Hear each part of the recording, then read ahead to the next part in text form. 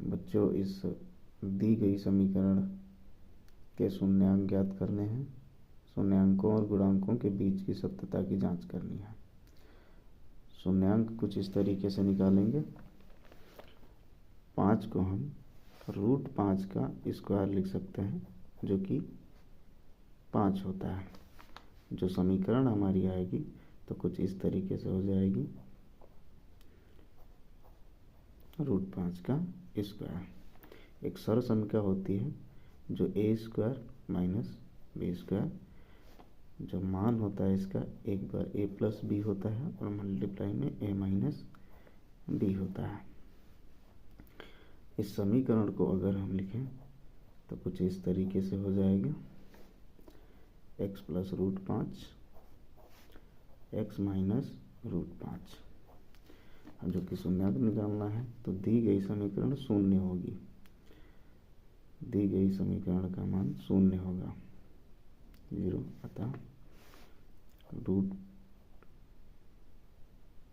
x plus √5 बराबर 0 होगा, जो कि आएगा x बराबर माइनस √5।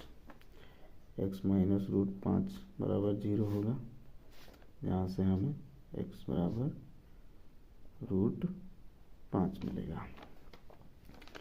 इसे हम अल्फा और बीटा मानेंगे। यहाँ से हमें शून्यांक पता चल जाते हैं, जो एक बार माइनस √5 और प्लस √5 होते हैं।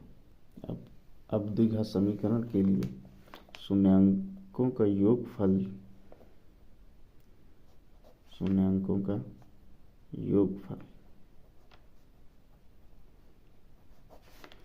अल्फा प्लस बीटा बराबर माइनस बी बटे ए होता है, तथा शून्यांकों का गुणनफल अथवा गुणांकों का गुणनफल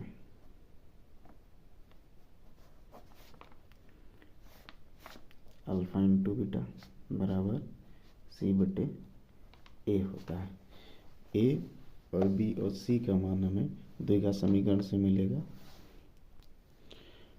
जो द्विघात समीकरण का रूप होता है ax² प्लस bx प्लस सी होता है।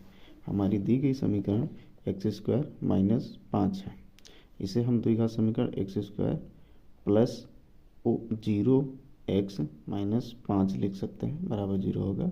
यहाँ से a की वैल्यू 1 आएगी, b की वैल्यू जो 0 हो जाएगी और c की वैल्यू -5 होगी। अब इनका सब का मान शून्यांकों के योगफल तथा गुणनफल में हम रखेंगे। योगफल की अगर हम बात करें तो अल्फा प्लस बीटा मतलब √5 और प्लस 5 बराबर हो जाएगा माइनस बी 0 बटे ए का मान 1, माइनस और प्लस घट जाएंगी संख्याएं और 0 बचेगा, कट जाएंगी। 0 को 1 से भाग करोगे तो 0 आएगा, ये बराबर हो जाता है। फिर अगर हम बात करें गुणनफल,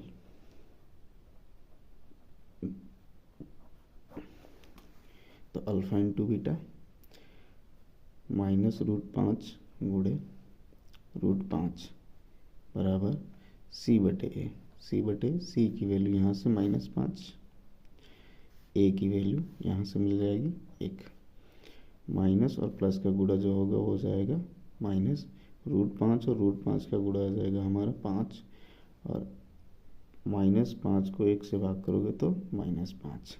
बस इतना हमें करना होता है। इस सवाल को आप लोग खुद सॉल्व करेंगे।